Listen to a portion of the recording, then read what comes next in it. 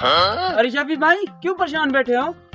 अरे सन्नी भाई वो ना मुझे 10,000 की। बस बस बस बस तुम परेशान ही रहो, ठीक हो?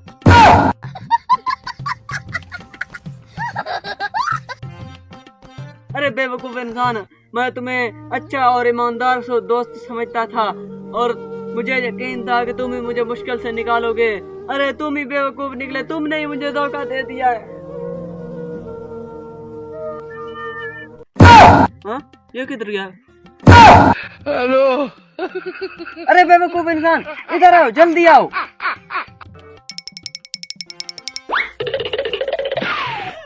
अरे आज के बाद तुम्हारी और मेरी दोस्ती खत्म और मैं अपने साथ कुछ भी कर सकता हूँ और उसके जिम्मेदार बिल्कुल आप होंगे।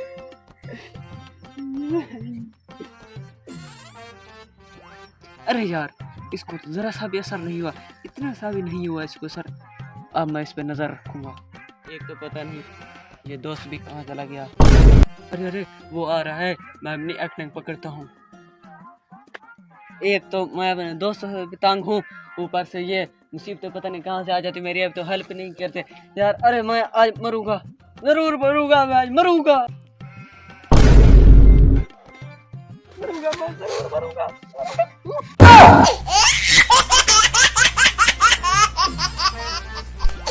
अरे अरे यार, ये मेरा दोस्त नहीं, ये तो गद्दार है, गद्दार। अरे मैं तो मरने ही वाला था। हेलो।